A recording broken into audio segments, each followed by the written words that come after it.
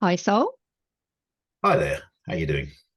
I'm great. Well, I mean, I'm especially great because you've agreed to come on the Challenging University podcast. Thank you very much No for agreeing to problem. share a bit of your time with the audience.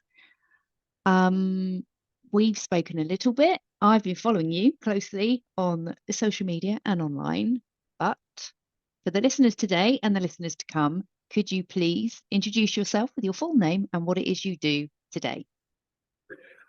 Well, hi, my name's Solomon Najai, which is a bit of a mouthful. So on the good days, most people call me Sol. I guess the bad days, we're not going to go there. What is it I do? Um, I think like a lot of people during COVID, I was contemplating my navel thinking, Mhm. like the universe, where do I go? So it's really split now. Technically, I'm semi-retired. Well, it doesn't feel like that. I'm working just as hard, but Yeah, not many people pay me these days. Is the yeah. way it works out. But when you look at the three things that I actually do, is I'm actually the president of Wasps Rugby Club. It's the amateur side of Wasps Rugby Club. Very very proud of that because I Mm, came through the ranks, having played for them in the amateur era and gone all the way through. right. Um, I also exhibit rock photographs. I have 600 photographs on Getty Images, which get syndicated around the world. Unfortunately, they do pay me for that as well. Excellent. And it's of the golden era of everyone in from Queen, Bowie, George Michael, AC/DC, you name it, they're all there. A little Yeah, treasure trove that I had when I was managing the stewarding at Wembley. I can come on to that later. And yeah. the last thing is I'm a director and a trustee of a charity that raises about £200,000 a year, and we give it away to good causes. So that's a very altruistic, nice area to be in at Fab. this moment in time. And let's give that charity a plug then. What's its name? It's Wasps Legends Charitable Foundation. It's a bunch of us rugby players that go and have a good time and manage to raise some money on the side, if I'm absolutely honest. Excellent. Okay. I mean, just, some huge names in there, some recognizable organizations. Um, we're going to need to get onto this. I Before I get myself down a complete rabbit hole of knowing just what it's like to be quite so close to Freddie Mercury or Madonna, tell me about your secondary school education. What are your memories of it? Hmm, good, actually, surprisingly enough. Mhm. But you have to put this into context. This isn't, where do you start? You have to remember that at the age of 3, I was made a ward of court. It's Okay. unfortunate my mother was destitute, and my sister and I were literally on the streets being fed Yeah. bread that was left for the pigeons. So we were Wow. made a ward of court. We bounced around various institutions, foster homes, etc., for a couple of years, and then ended up in the National Children's Home in Sheringham on the Norfolk coast, which is Mhm. far away from London as you could possibly get. Yeah.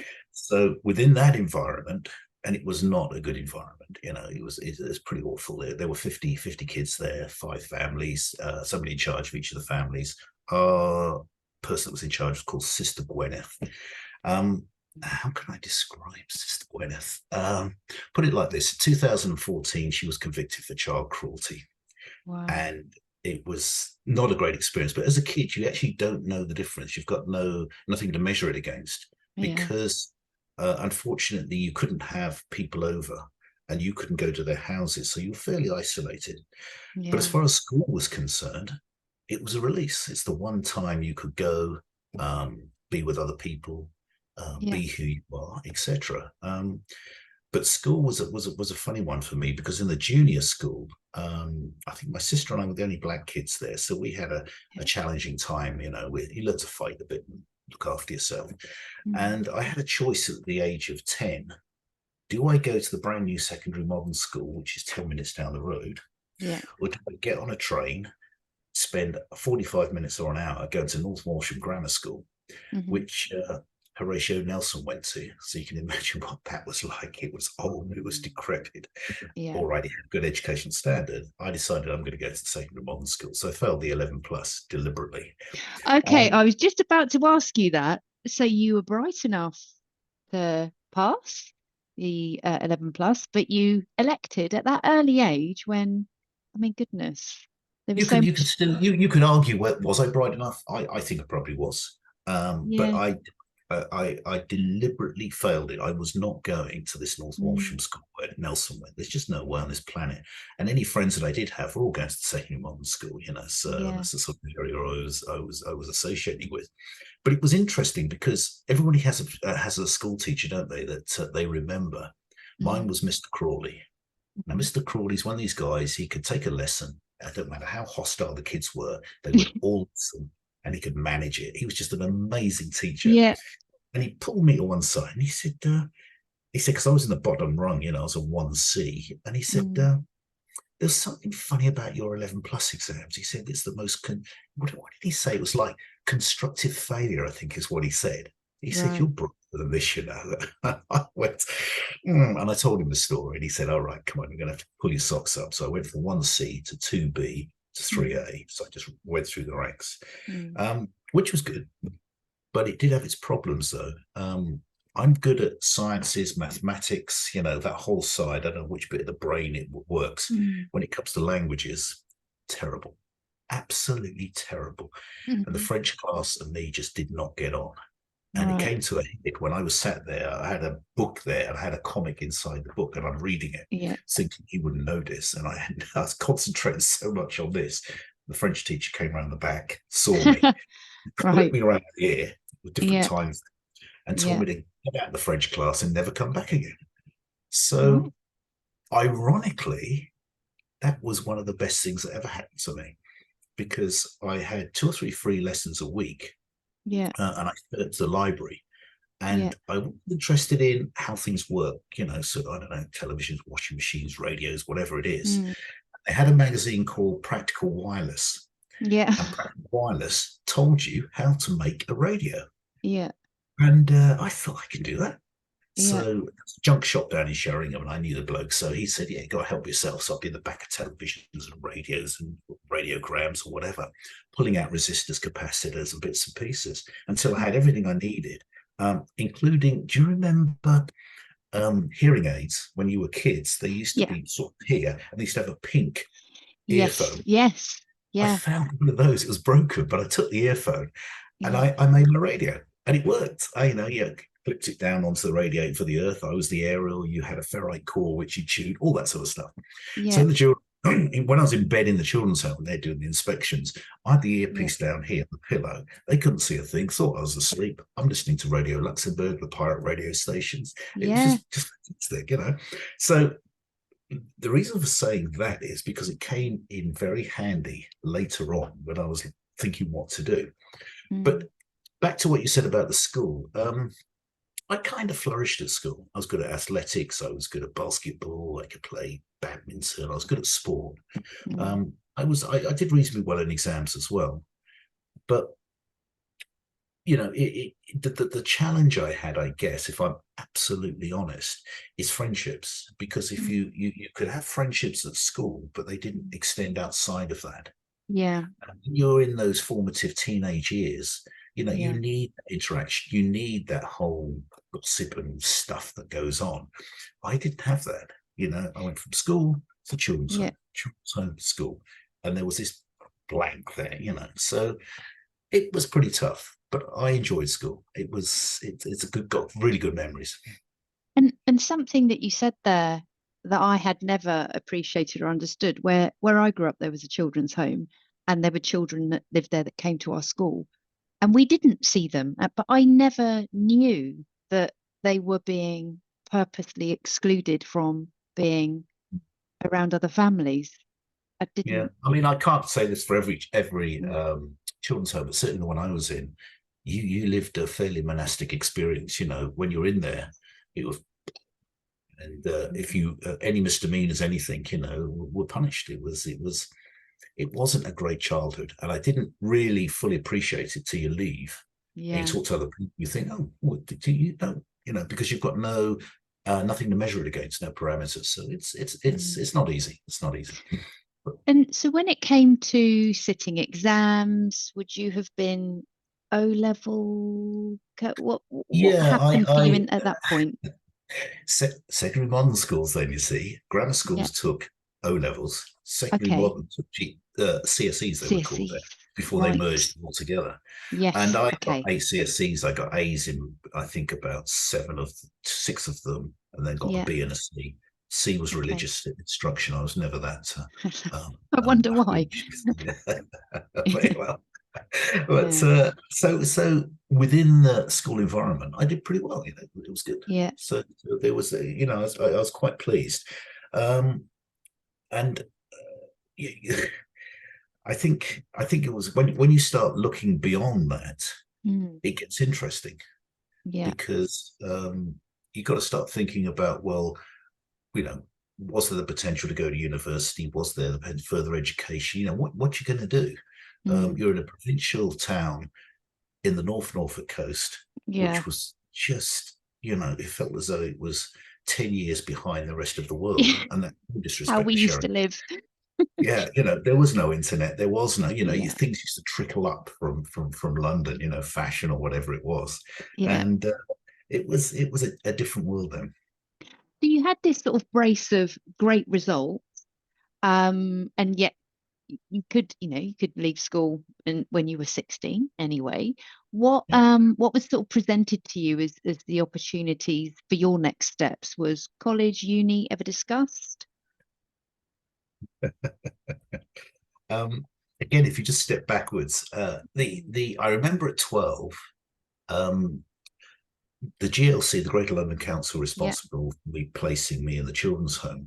And there was a number of tick box exercises that used to happen. Social work would come up once a year, just sort of buy you a cup of tea and then go back to London. At Yeah. 12, an educational psychologist came up and they had to Yeah. run a series of tests. Mm. And I can distinctly remember this because the morning of school, but I was there and they ran the test, and this woman just looked at me and she said, you're quite a bright lad. You could go to university. Right. Okay. Nobody had said this to me at all. Absolutely Yeah. nobody. This was quite a shock. And then Yeah. and then she said, "Why didn't you pass your 11 plus?" And of course, I told her the story. And she said, Yeah. "I'm sure you'll make up for it in time." And I mean, it was a real good shot in the arm. Yeah. But then reality strikes. In Mm. the children's home, you had no encouragement, you had no support, you were just labeled. You got to remember the superintendent in charge of the children's home, his previous job had been to run a borstal. Right. And, Okay. Yeah. Yeah. I know and what they are. Yeah. then when you've got that mentality coming into a children's home, I wasn't there because I did anything wrong. I was made a water cordon, but Yeah. he was always looked upon as a problem. You're looked upon as, and there was no expectation that you were going to do well. Mm. You were just going to be. I read my report some years later, Mm. and it's quite interesting when you look back. And at the time at school, I was the head boy. They made me head boy in the 5th year. I've got a lovely Yeah. photograph of me, the head girl, and all the prefects around me beaming Yeah. away. Yeah. While I was that and succeeding at school, Yeah. Mr. Woodman, the superintendent, wrote, at best, he will be a lorry driver in and out of prison. Wow. That gives you an idea of kind of the thought processes that were going through his mind, the guy in Mm. charge. I Mm. should say, I don't have a criminal record. I've never got an HGV, but I did get a helicopter pilot's license, a fleet helicopter for 20 years. So, very bad judge of character, this guy. Yeah. I was going to say, I know you would never do such a thing, but in my mind, I've got an image of you just like buzzing his garden, just looking fly past in a helicopter. Yeah, yeah. Wow. I did see him before he died. There was a reunion, and I did Wow. point out it was quite interesting because he was in defensive mode then, and he said, "I'd Mm. like to say I never harmed any of the children." Right. Now that's an opening statement to me, and I went, Wow. "Does he have a selective memory?" I remember getting caned, the slipper. I remember being deprived, all that sort of stuff.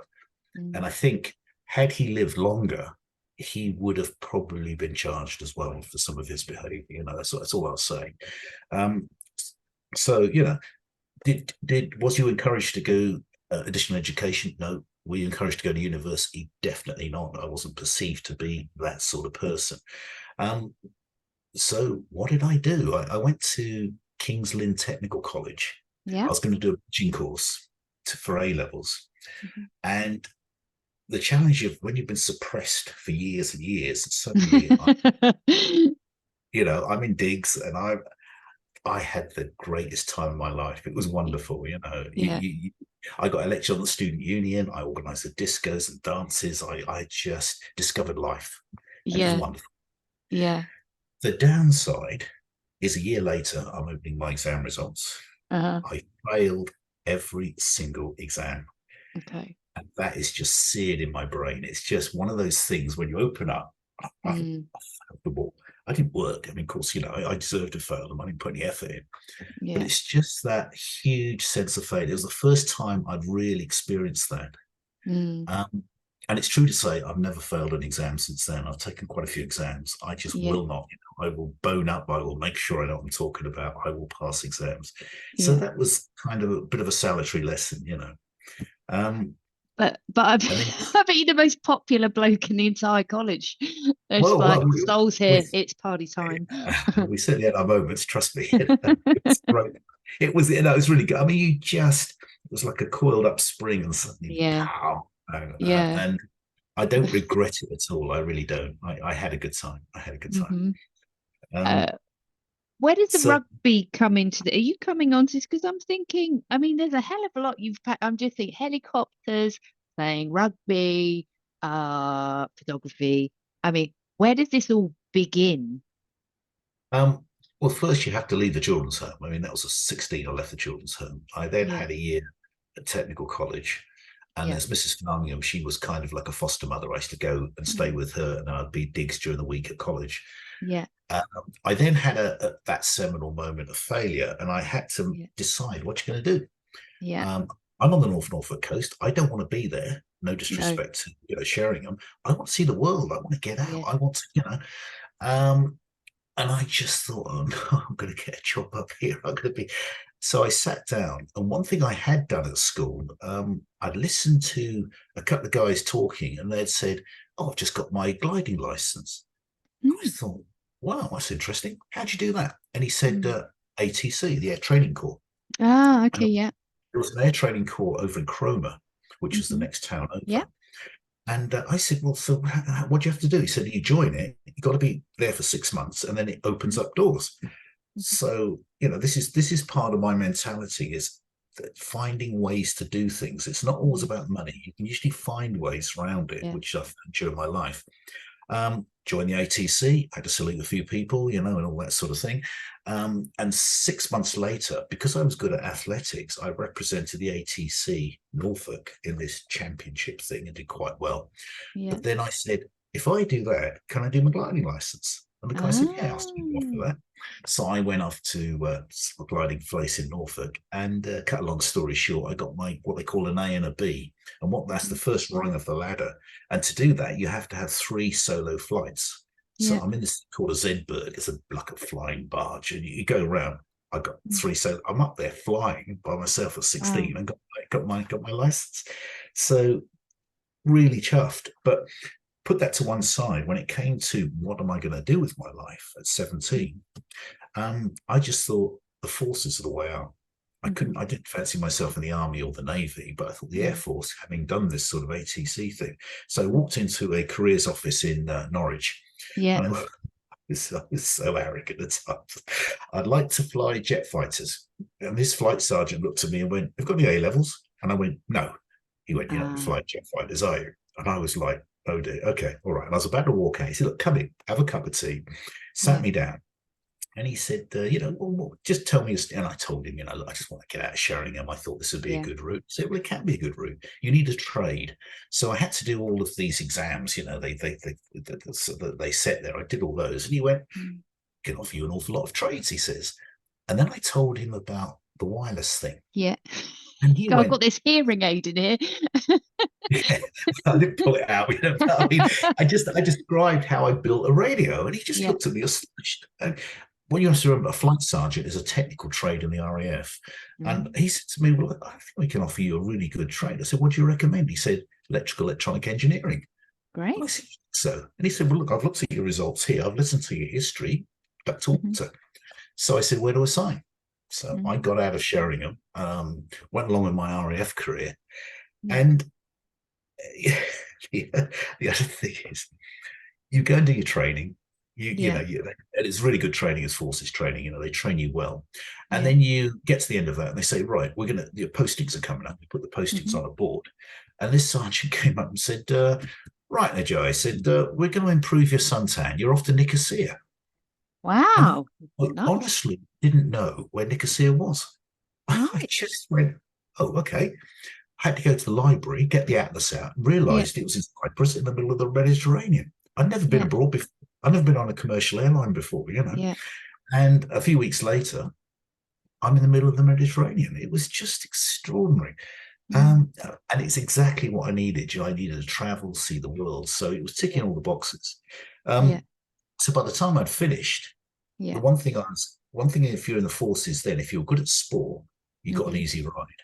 Yeah. I said, you talked about, well, how did I come to play rugby? It was Yeah. quite simple. At 17, a flight lieutenant came up and said, I hear you're quite fast. I said, I can run a bit, yeah. He said, Yeah. right, you're playing rugby this afternoon. I said, well, I know how to play rugby. He said, doesn't matter. I give you the ball, you run down there, and you just put it over that line. So that's fair enough. So I scored 3 tries on that game, and I was feeling really Wow. good. Unfortunately, the next game, we're up against this gruff Yorkshire side. Yeah. And I'm sort of trying to dance around this fella, and he just went bang, Yeah. pokes me, and I'm going, ref, ref, ref. And the ref just said, pick yourself up, son, it's rugby. So, that was another salutary lesson. But I learned to play. I played for the RAF, got my cap, played at Twickenham. Yeah. I joined Wasps as well, and I played for Yeah. this team Yeah. for a number of years. I had 121 games for the first team. Wow. It's interesting because as you look back, when I joined, I was the only black player playing first class rugby, as it was called then, Mm. in the country. There was no other. I Wow. never met another black player for 2 years while I was playing. Yeah. So that was an interesting experience, because unlike football, which is very vicious and vindictive, rugby players are completely different. They take the mickey, they take it. Yeah. So if I'm at Gloucester, say somewhere, got the shed, and Yeah. the guys with pints in their hands, because you're on the Yeah. wing, you're the closest person to the shed, Yeah. and they're just hurling jokes and everything at you, and you just Yeah. kind of take it. Is this not vindictive? I got the ball on the halfway line, scored the try. I got Yeah. a standing ovation coming back again. And Yeah. that's the difference between football and rugby. Yeah. They appreciate you doing something good. Yeah. And it's something that whole way of thinking sticks Yeah. with you for a long time when people can appreciate, as I said, what you've done and what you haven't done. So, Did just you know, just a point there. rugby, If I can sorry. ask you, what I wanted to ask you is that, so, you talked about in school, when you were at school, you lived in a children's home, which would have made you um, maybe unusual amongst your peers, or maybe made you stand out. And then you're the only black rugby player, which made Mhm. you stand out. And it did at any point, because when you tell it, it is just that you went, I'm going to go and do that, and you did it.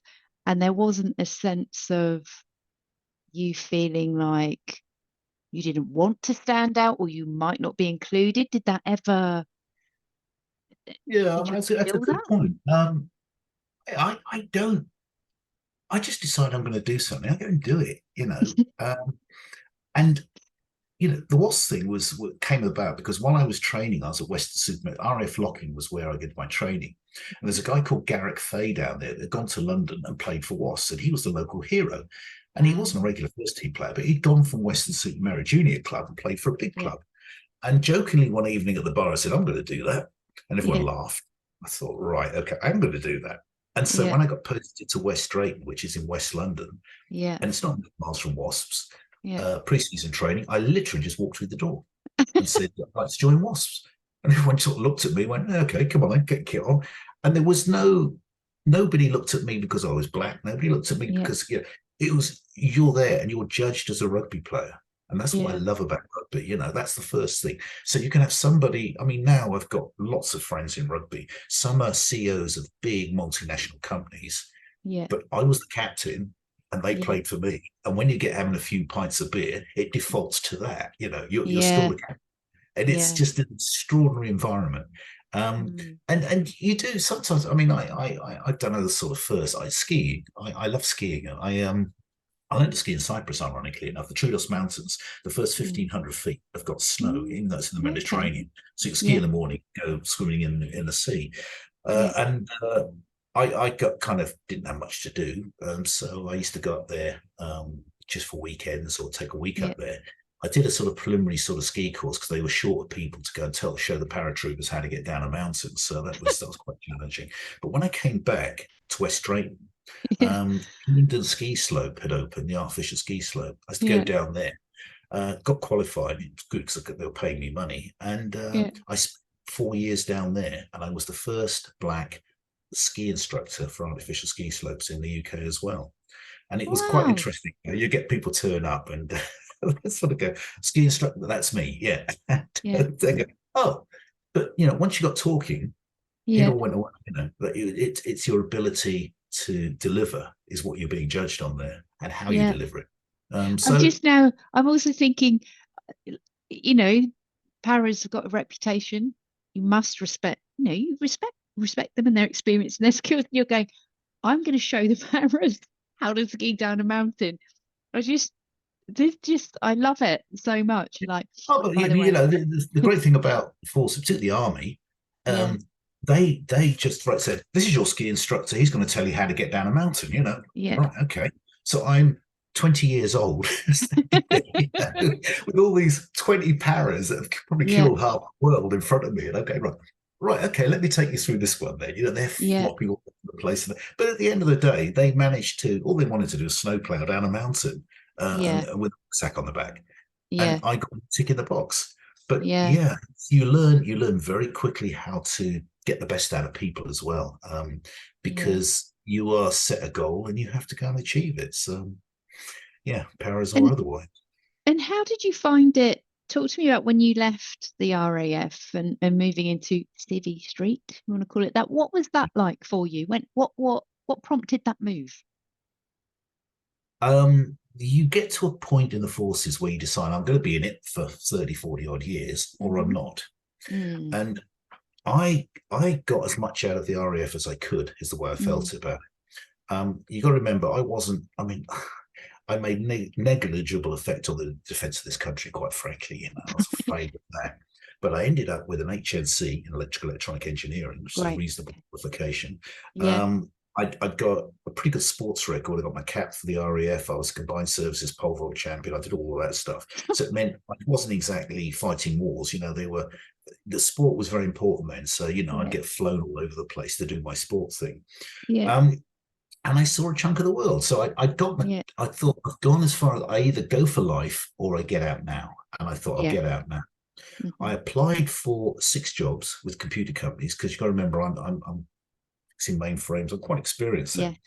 I yeah, got 5 interviews. I got yeah. offered 4 jobs. Wow. And that was quite a surprise. I thought I would struggle to get jobs. Yeah, yeah, But on paper, I didn't realize how forces training was highly regarded in yeah. industry.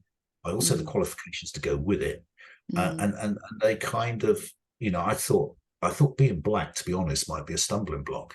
yeah, It wasn't. They mm, saw through that and saw me. And I yeah. got the job. I ended up working for ICL down at the Solgrave House down at the BBC. Their Right. mainframes down there to fix all of those.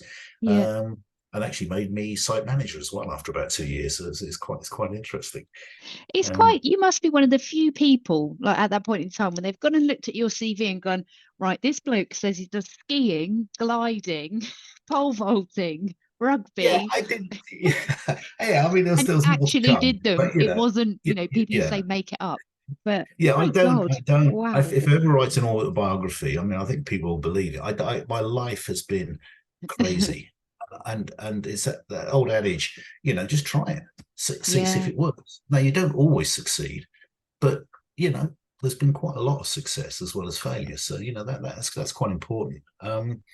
So I left the RAF. I came into Yeah. City Street. I adapted, but what I underlying all of this was also what I used to do at Wembley, Hmm. in the arena and the stadium. I used to manage thousands of people. And this How? came about the How did, rugby oh, club. you're going to tell me how, aren't you? I'm like, how do you Yeah. do that at the same time as working at ICL? What's the deal? Oh yeah, I mean it was long hours.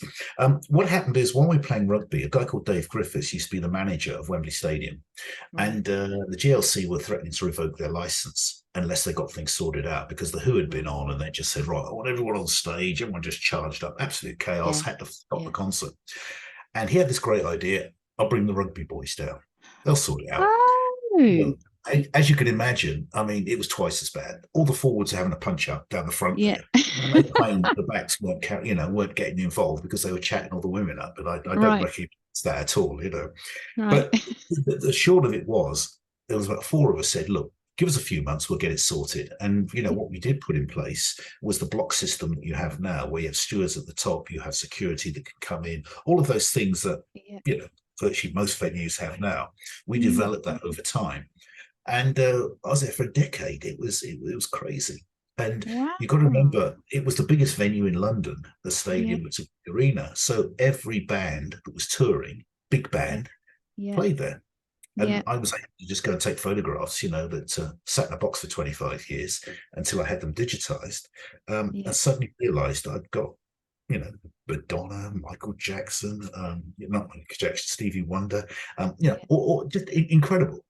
Yeah. Um, so I had a chat with Getty Images, and they Yeah. just spit off, yeah, we'll have those. So, when poor Tina Turner died not so long ago, that a lot of Yeah. my pictures were syndicated around the world, in various Wow. periodicals and things like that. So, And um, having seen some of these photos, and we'll put links into where people can look at them online, these are not like hobbyist pictures. So when you talked about building a radio when you were a child, I take it that you had some knowledge, capacity, interest, understanding of photography, cameras, or you just lucky.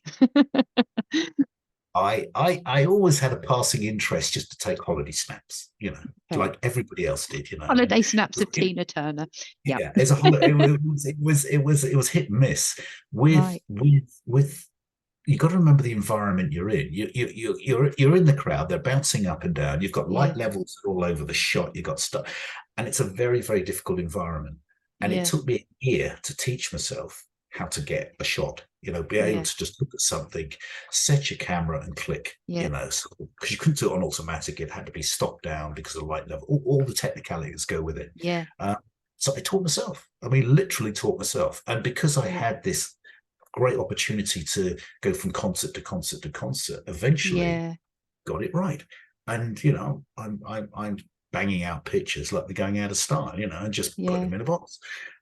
So it was Wow. just a golden period, really, for a lot of the artists, a lot that Bowie and Freddie Mm. and George Harrison and I don't know. There's just so many that are no longer with us, and I Yeah. managed to capture them during that period. I mean, George Michael's a classic example, of wonderful, wonderful voice, great singer, but a Yeah. troubled child, And so, Yeah.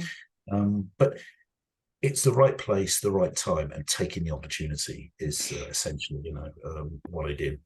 And you were doing this, so that was what was very interesting to me actually, is that concurrently you've got your career in ICL would have been one of the biggest, I guess, computing firms in the world at the time, probably Well, they were the biggest in the UK, yeah, certainly, yeah, UK.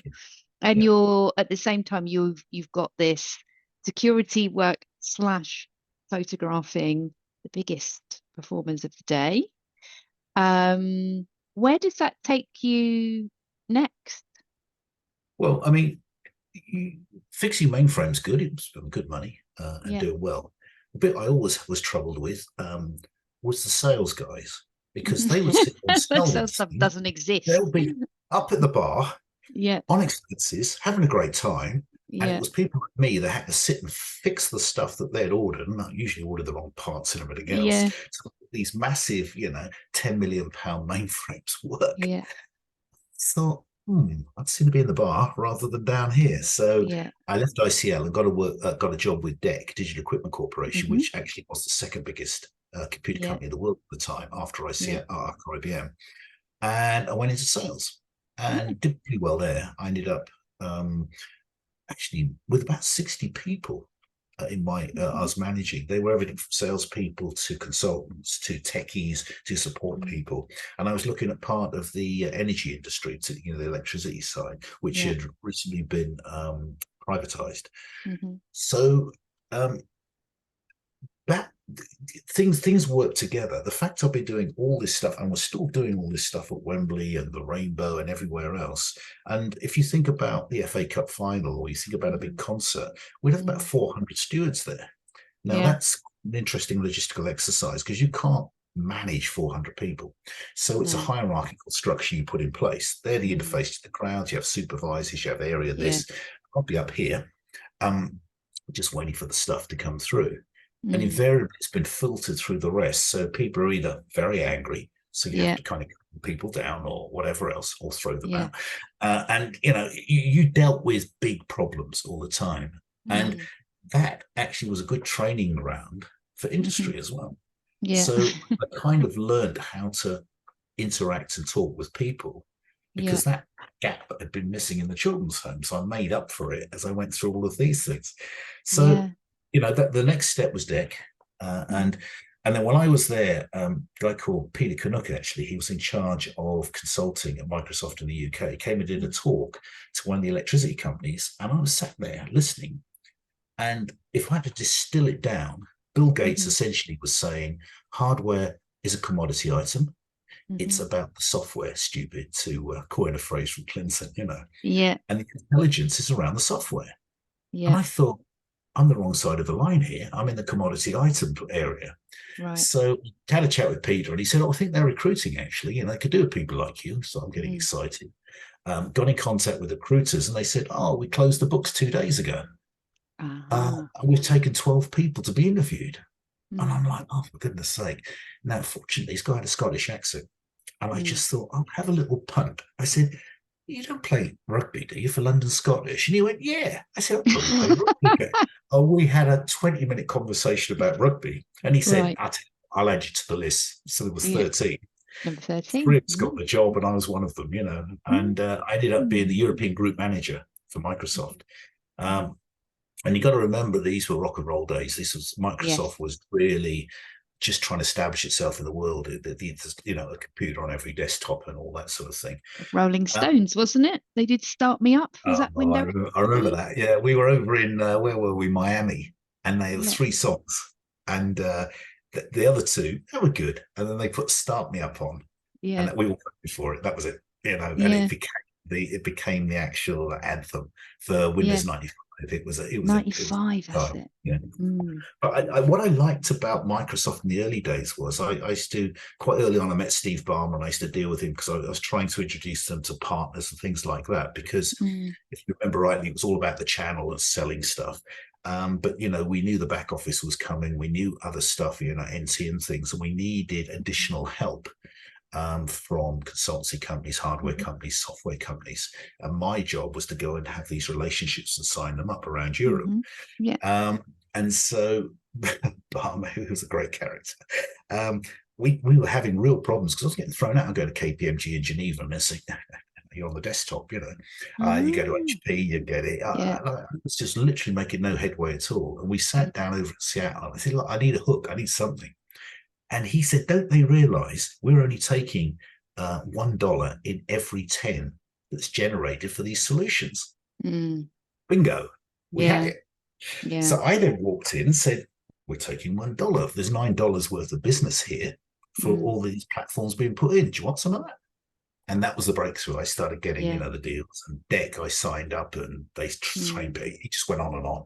So it's actually become billions of dollars worth of business, when you look back over the last 25, 30 years, it's fantastic.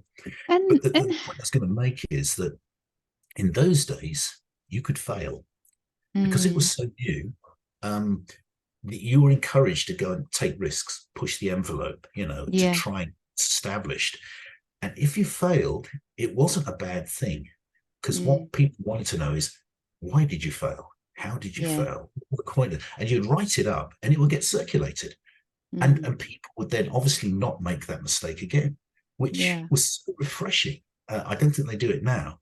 And the only other area I know they do that is the aviation industry, because I was part of that with the helicopter thing. if there's a problem with a helicopter or any aircraft, Mm. you write a report and it gets added to the sum total of knowledge that you've got in the aviation industry. So you can start Yeah. looking at trends for things going wrong, etc. And it's Mm. encouraged and people do it. Microsoft used to do that in the early days. Yeah, and you know, actually, because a thought had popped into my head about, well, you were kind of in the forces and then you've worked for a very large organization, but Microsoft was in its early Oh yeah, days then, yeah, and yeah, things were very different. yeah. Um, There's only a few hundred of us in the UK. We literally fit yeah, in a building, in you know. Winnersh, in Winnersh, It was the Winners Triangle, yeah. yeah. You're absolutely right. Happy There's days. so many people that said, I wish I joined when it was at Winnersh. Um, Yeah, yeah. when people just got obsessed about the stock price. Where do the helicopters come in then? I've always liked flying. I mean, ATC, I got my gliding license, and Hmm. I always just like the thought of flying helicopters from a kid as well. I always used to watch Mm, Whirly Bird or whatever it was on the telly and things like this. mm. Um, and helicopters came about because I was always going on about it. And my then girlfriend sort of got fed up with it and said, "Look, I'll buy you a trial flight. Go and Ah, have a."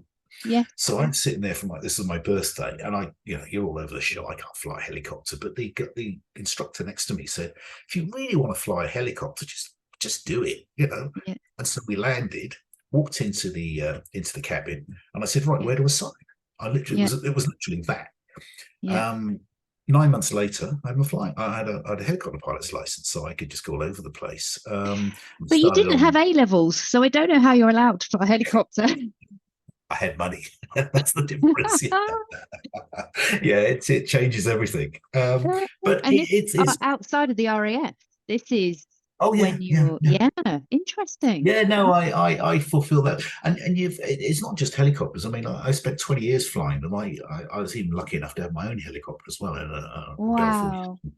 So and it was always interesting when you're in airfield and you come up, you've just done all the paperwork and everything else, and you're Yeah, walking up to the helicopter. I'd fly Jet Rangers or R-44s, and you could see the people behind me going, "He's not going to fly that.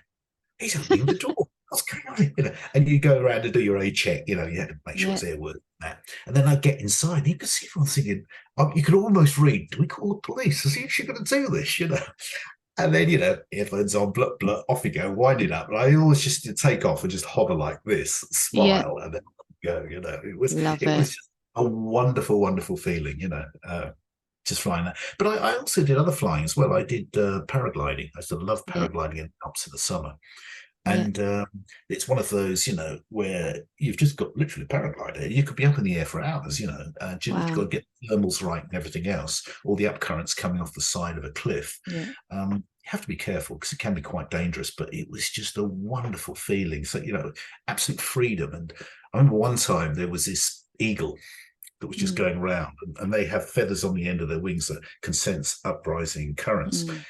And I just thought, I'll follow you. And literally, we were doing this in a thermal. Wow. It got fed up and just went off. But Yeah. it's one of those sort of at one with nature moments. So yeah, I Yeah. don't know. I still fly drones now. Actually, I just quite enjoy flying drones around the place. So I've got this Yeah. affinity with flying that I've always had all my life, and just give it a whirl, see what happens. And how did you, because it seems to me like your life is like very full. Like I will have a full-time job and I'll do crowd control at Wembley. And as you say, you were managing the kind of hierarchy of stewards, for example, while taking Mm. pictures of Tina Turner. Um, but you're, working and getting your helicopter license. And Mm. where what powers that? Where does that kind of come from? Most people just want to go to bed after they've done a full day of selling. I do wonder myself, actually. I sometimes wonder whether it comes from the children's home, to be absolutely Mm, honest. When you haven't had a life, when you've been deprived, you want to make the mm, most of every second. yeah. And if I get opportunities, I want to do so. I try it. I Mm, don't all succeed. Nobody does. But I've succeeded in quite a lot of things. because Yeah. I stopped the whole stewarding thing. I stopped when I joined Microsoft because I couldn't possibly do it. I Yeah. was the European group manager. I did 43 overseas trips one year, of which 5 of them went to America for a week at a Yeah. time. So Heathrow was my Gosh. second home. So I Yeah. stopped it. One thing I did keep, though, was the London Marathon.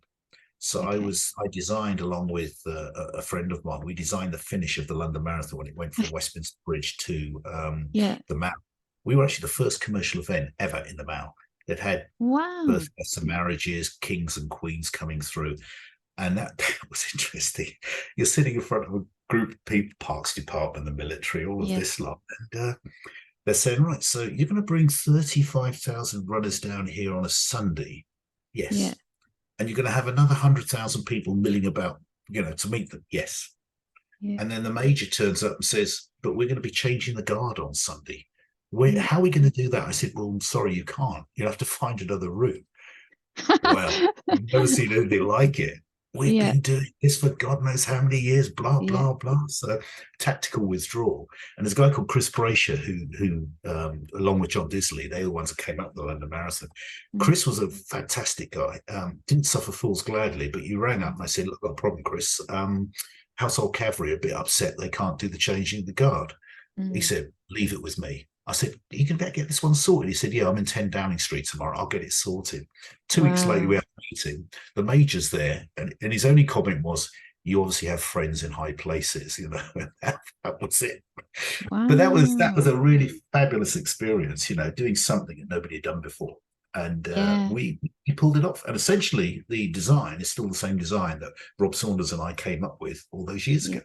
And I was the Finnish director for about 20 years. And then I had to stop that Yeah. because I was looking at the 2012 Olympics, and there was an Okay. agreement between London Marathon and the Olympics that they wouldn't take people from their organisation. So stop that. I joined LOCOG, London Organising Committee of the Olympic Games, in 2009 and spent 3 years designing crowd safety management plans for all 31 venues and the Paralympic venues as well, which incredible when I look back. That was 8 million people. And you think, oh, how did that happen? But that was a rock and roll time as well. It was just extraordinary, and it's one of life lessons, actually. I always tell people, don't let anybody tell you can't do anything. Yeah. If you feel you can, get on with it. Just do it. Just do it. And then I thought, I'm guilty of that myself. And I always use the example of 2011. We were doing a number of practice events, one of which was the cycle one. It starts in the Mall, goes down through Surrey, and it goes around Box Hill, which is really iconic. Trust, Yeah. Yeah. National Trust area. And we wanted a couple of thousand people just to be there to test it. I got a phone call from this woman that said, I'd like to bring 2 wheelchairs up there. And I said, I'm sorry, you can't do that. To get up there, we had health warnings for people walking up there. We had a water station halfway up. It's quite demanding, I said, it just isn't possible. She said, well, can I try? I said, we can, but I think you're not going to get anywhere. Forgot about that. A week later, I'm down there and I got the radio call. Can you come up here? Someone wants to talk to you about wheelchairs. I thought, okay. Went up there. She stood there and she said, do you remember me? I said, oh, yeah, you're the one that said you're going to bring a couple of wheelchairs up here. And she stepped to one side. There's 2 wheelchairs behind her. I just went, how on earth did you get up here? What I hadn't realized was these are specialist wheelchairs. They're ruggedized wheelchairs. There's a team around them, and they do extraordinary things. They go do, I don't know, climb up Snowdon and, do things that nobody thinks they can do. Yeah. And I was proved wrong. I mean, I just stood there and totally wrong. As a result of that, I put 50 wheelchair places in place during the Olympics opposite the cafe at the top there, during the car park. Had a shuttle running from the car park going up down to shuttle people backwards and forwards, and that's a commitment I gave her when I stood there. It's the only way I could think of getting out of it. But I used to think about 1% of people with disabilities we will cater for at each venue, So, you can defaulting to stereotype because you can't see it, because you don't believe it can be done, doesn't mean to say somebody else can't do it. And I always think about that, thinking, I just fell into that trap, and Mm. she proved me wrong. And on that theme, because you mentioned that you're the sort of first for you as a black man, and people looking at you when you were about to fly a helicopter. From an educational perspective, given the circles in which you're moving, where you're operating on a professional level, were there ever times when people uh, expected you to have gone to a specific uni or express surprise that you didn't? Absolutely. Everybody thought I'd gone to university. Everybody thought I had a degree. I was quite Mm, good at masking things like that. You know, when you, I think if you think about your career, so I mm. say, a standard career, I've done most things, but in the wrong order. That's my problem. But if you think about when you leave uni, you're Yeah. 21, 22, you may do a master's, I don't know. But then you start going to industry and you start working your way through. 10 years later, that Mm, degree actually doesn't mean that nobody says, have you got a degree? That it's mm. about experiences, what you're Yeah. capable of doing. I Yeah. kind of bypassed the degree thing and got the experience and what you're capable of doing. So people Mm. didn't even bother talking about that. Actually, I've Yeah. got a degree, by the way. I got a degree sometime late in crowd safety management. I'm only one of 25 people in the country that have got it. Um, Wow. and, you know, because what I needed to do was upgrade my skills for the Olympics for a start. Yeah. They were those things they wanted to see degree. So I thought I'll get a degree. So, and it's also a personal thing as well, you know, to say I can get a degree if I need to. Yeah. Yeah. Um, but you know, because and then as a result of the Olympics, when it came out of that, you know, it's what you're going to do. And I did a lot of consultancy stuff. I was in Saudi Arabia with the New Jeddah Stadium. I was in Mhm. Azerbaijan. I was all over the place. But Yeah. one thing I did do is expert witness work, and Yeah. that really is quite interesting when you see it from the other side. When something Mm. goes wrong, and you have to sort of deconstruct that and Right. see whether or not they met the reasonable bar that lawyers talk about. Did they have a license? Did they have people trained? Did they do the correct procedures? Da da da da. And Mm. then you submit your reports for the lawyers and the Mhm. courts to take into consideration. You know, within these cases, and that I found quite fascinating. So could you offer like you don't have to name a specific example. So uh, you wouldn't have had to have been at the place where the incident happened. If you're called as an expert witness, what would that look like? If you could. First thing you get is a whopping great file from the Hmm. lawyer. Hmm. There's all the stuff, and Yeah. you have to go through that. Now, what you're looking at is it's after the incident, Hmm. and somebody's got injured invariably, and Yeah. you have to understand: was this just an accident? Hmm. Could it have been prevented? Which is the most important thing. And of Yeah. course, insurance companies are all looking to see: do I need to pay out or don't I need to Yeah. pay out? Uh, Yeah. so you know, they're all saying what percentage chance it, and I wouldn't do any of that. I just lay the thing out as to this is what happens. This is the environment that they were in. They were licensed. They're trained. They do this. They do that. This is what should have happened, and this is what did happen. You know, Right. and so it was just interesting work. I did everything from stabbing incidents to people having heart attacks to Yeah. people getting cut on non-fictional glasses, people taking the mickey, trying to claim. You know, there was all Yeah. sorts that came through, big festivals, nightclubs. Yeah. And it was just having gone through three and a half decades of stuff, Mm. you then flip it and you just read some of the stuff there and you just think, God, no, no, no, this isn't right. You know, this is all, Yeah. you know, and you're able to just rise above that and put some sense around those incidents. So I quite enjoy that. I quite enjoy that side. Yeah. Um, and you mentioned you're kind of semi-retired. So how did you get to this point? What did you leave behind and what have you kept? Yeah, I mean, I like the interaction with people. I enjoy that. So the things that I've kept allows me to have that relationship. Things I've left behind, again, it is interaction. I mean, I used to do quite a bit of lecturing and things at university, at Bucks University. I used to be a guest Hmm. lecturer at Surrey University. Hmm. I was actually an associate member of the Emergency Planning College. I used to go up there and talk because you know, over the years, you pick up an awful lot of Hmm. skills and experience, and you're able to Hmm. then weave that around courses or whatever's required. Yeah. So I do miss that side. That side I do miss, because it's interesting seeing people's eyes light up when you start talking about some of the stuff that's gone on, and you can just see them beginning to advance their thinking, and perhaps hopefully taking that back into the workplace and making places safer for people. That's all around the crowd safety management. So you would have been lecturing in that capacity. Yes. Yeah. I mean, it's the things like.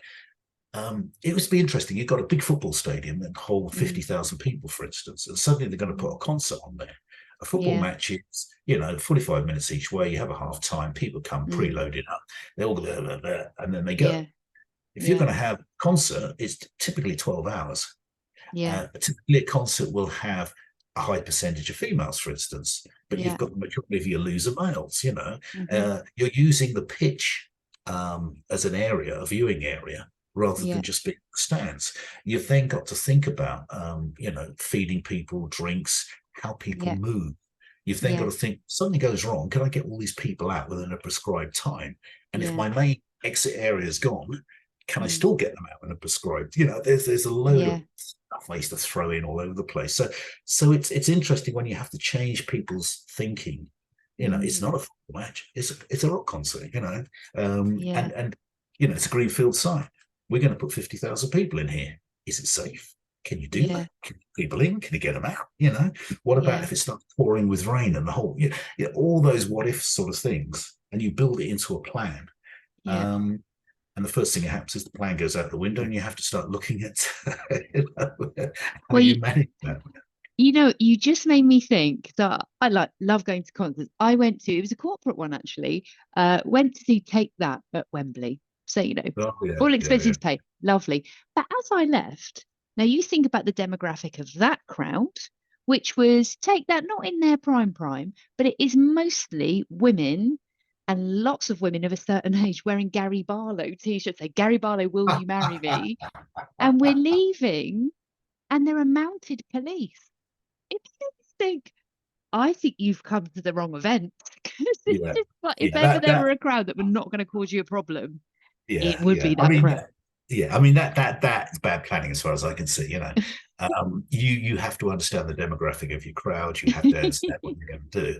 But having said that, I remember some of the most difficult concerts are middle-aged women, and middle age is kind of like 50s, and going to a Tom Jones concert or going to a Milo concert or something like that, and you go there. I remember a real faux pas once. I went to there's a bunch of Welsh women there, and they were having a good time. They had a few drinks.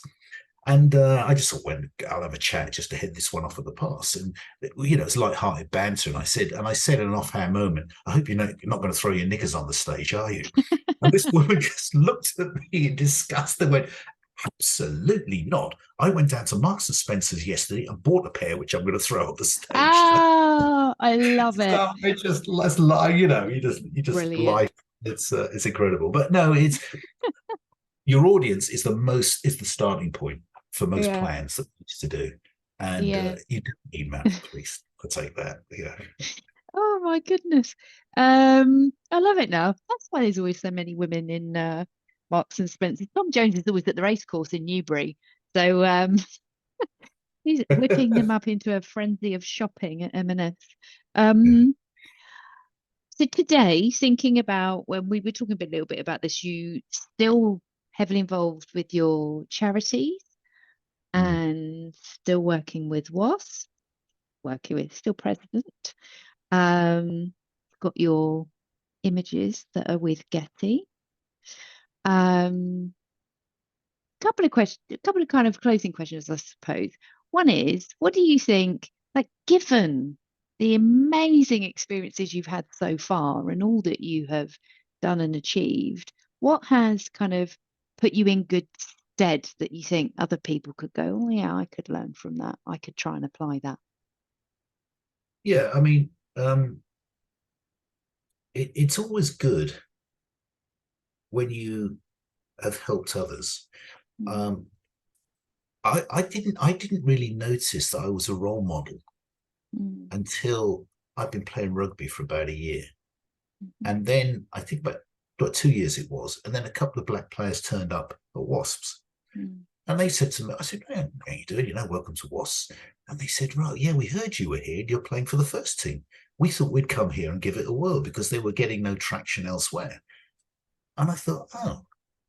And then 2 years later, a guy called Chris Oatey came to Wasps. He came down from Cambridge with Rob Andrew and Bales and all that lot.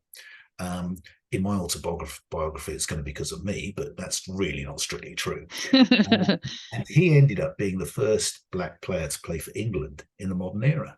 And, there is this line that's there. I was never good enough, unfortunately, to play for England, but he did. So, you can suddenly sort of see that we then had this group of black players at Wasps, of which one was an England player. And it just seemed as though there was an explosion after that. Suddenly, most clubs have black players. Now you can't go to a rugby club without half a team being black. So, but it just, I like to think from that, me walking through the door to a few people coming along, to Chris playing for England, to, and just think, can I lay claim to that was me?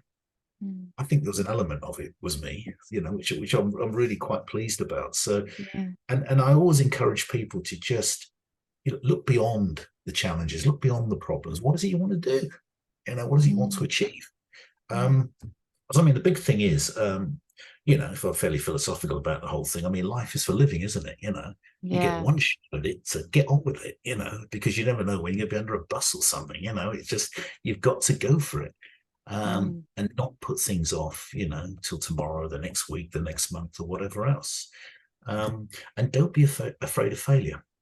That's what a lot of people do. Oh, I don't know. I think I might fail. I'm not sure it's going to work. And not making excuses before you've even tried something, I think it was Samuel Beckett, wasn't it? Who said, try again, fail again, never mind, fail better. That's all sort of stuck in my mind, is you'll never get it right first time, you might not get it right second time, but if you keep going, you learn those lessons, and eventually you might just get there, and away you go. My philosophy. It's fantastic, and I do like that, that sort of saying, I fancy giving it a go, and I'm going to ask if I can try this, learn that. I think humans underestimate themselves at times. We're a very capable species, and we're our own worst enemies. We would never climb Everest. We never got to the moon. We'd never have done all these amazing feats if we'd have said they're going, "Oh, I think we could do that. It's a bit difficult." You have to give it a go. Now, I'm not saying that's true of everybody in every aspect of life, but so many people talk themselves out of doing things. It's just extraordinary. That's not my philosophy. Okay, well, what's next? What's next? What have you done yet, Sol? Come on. That's a good question. What I'm working on now is I'd like to do more talking. That's the thing I do like. I like interacting with audiences. So I'm working on a script for that.